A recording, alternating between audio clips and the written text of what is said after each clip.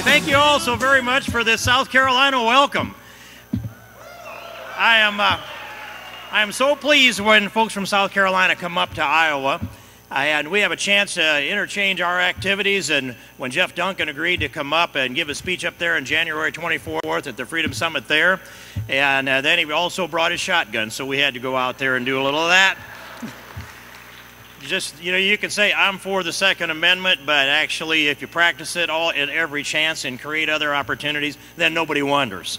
And that's where Jeff Duncan is. He stands on constitutional principles constantly in every single one of them.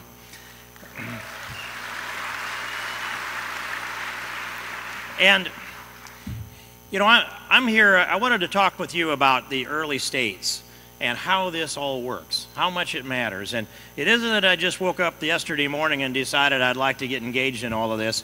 I've been engaged in this for presidential cycle after presidential cycle. And we organized events, and we sat down once on a January 9th in one of those years and decided we'll do an event in Iowa March 26th, an event in New Hampshire later on, and it culminated in an event down here on Labor Day the same year. And Jim DeMint did each of those stops along the way. And this year we did our event in Iowa January 24th. I went to New Hampshire about a month ago and spent the weekend, and now down here to South Carolina, and here's why.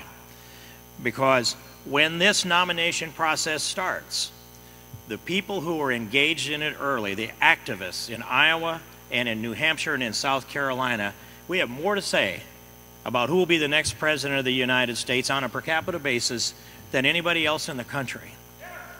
And if we get it right, the country, of course, is the beneficiary of the decisions that we make. And these presidential candidates, you know, I get to know really, in a way, all of them in a personal way if I can. And I can tell you when they're looking at running for president, they don't always know exactly what their platform is going to look like. They have their principles, but they might lay out 25 planks and say, I'd like to do all this. Now let's figure out what we can sell the presidency on. And then they look you in the eye and find out there's one out here you don't like so well, and there's one out here you insist on, and this one here needs to be part of that.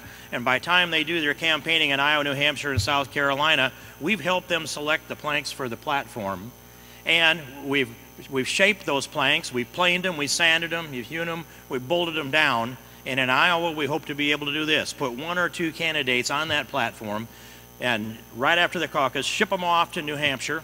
And there in New Hampshire, they'll grab that, look at it, shape it, turn it around a little bit, and maybe we'll concur, Iowa, New Hampshire. And if that comes, they come down here then to South Carolina, then you look at them and you say, what kind of job did they do in Iowa and New Hampshire? Let's see. We've got this other plank we didn't really get up there along the way. Let's make that platform a little different. Let's empower this candidate maybe a little bit more strongly. Iowa can make a recommendation. New Hampshire can make a recommendation, but South Carolina can put the kiss of the nomination on the candidate of your choice.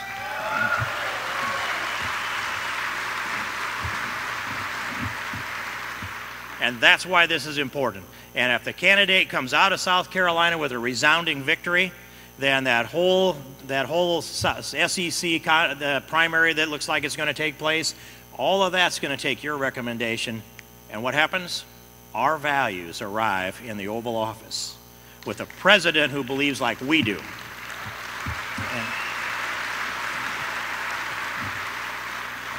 And all of the things that I have the privilege to do, like writing pieces of legislation, introduce them, try to get them passed into law, all of that pales in comparison to what all of us together can do to get the right president. And if you don't think about that maybe the same way that I do, I'll tell you, look how much President Obama has affected policy in this country from the Oval Office. I mean, not very much if you took out the unconstitutional stuff. But the unconstitutional stuff is a very troubling component of this. I mean, the most important thing the next president of the United States must do is restore this Constitution back to the text of its original meaning.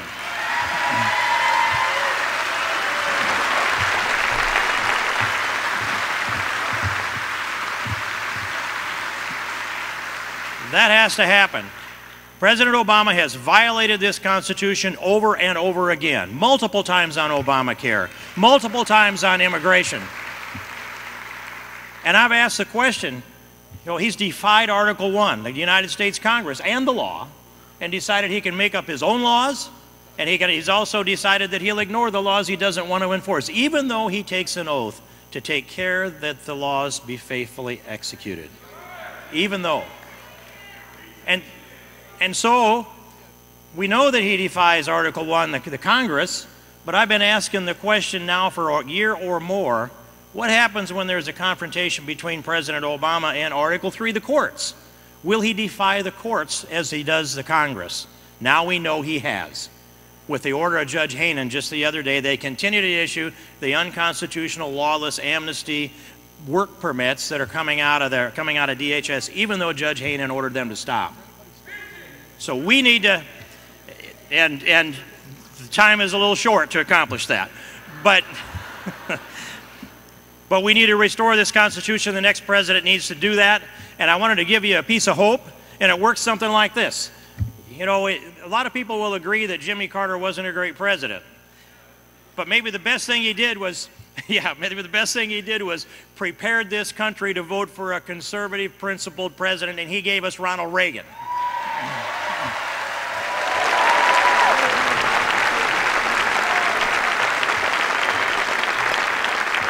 Now, if that makes you happy, think of this. When I compare Jimmy Carter to Barack Obama, I didn't think I'd ever say this, I actually miss Jimmy Carter. But if Jimmy Carter gave us Ronald Reagan, think how great our next president will be.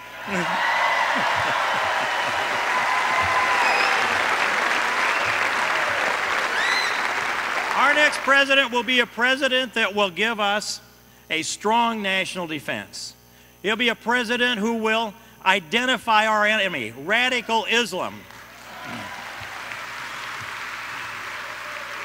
Our next president will be a president that will identify how we defeat that ideology of radical Islam, that'll have the comfort of knowing that the United States defeated a number of ideologies within a half a century in the 20th century. Defeated Japanese imperialism and Italian fascism and German Nazism, and it took 45 years of the Cold War to defeat the USSR in the Cold War. We should not think we cannot defeat an ideology. Yes, we can do that.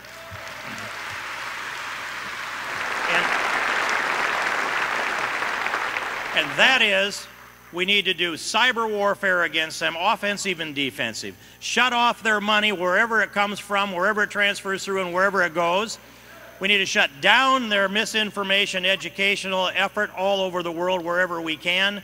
We need to build a strong alliance with the moderate Muslim countries so that they will work with us. We need to improve our global human intelligence so then when we target our kinetic action, it's as effective as it can be. And we need to honor our noble military wherever they are, however they serve our country.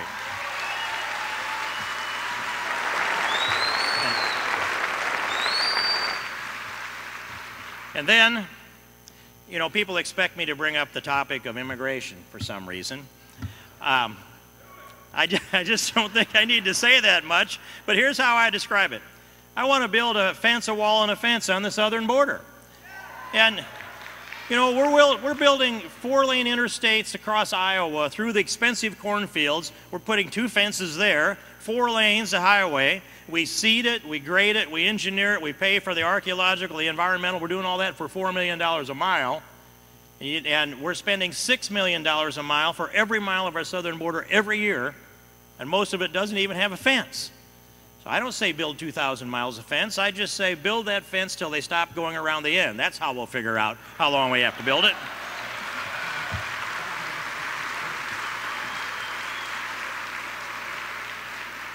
And we need to restore the respect for the rule of law.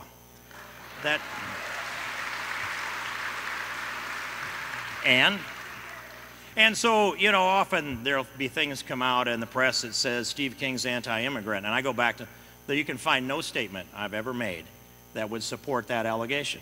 But they're conflating legal and illegal immigrants together to try to get you to not be able to think straight. And of course you do, they don't. And you think straight, they don't think straight. So here's what I would say. Immigration's really, there's a way I can make an accommodation. I did this in a debate once when my opponents challenged me, and I just said, well, I'm for open borders, And that did get their attention. And I said, well, sure, every time we let an immigrant in, we'll deport a leftist. I'll make that deal all day long.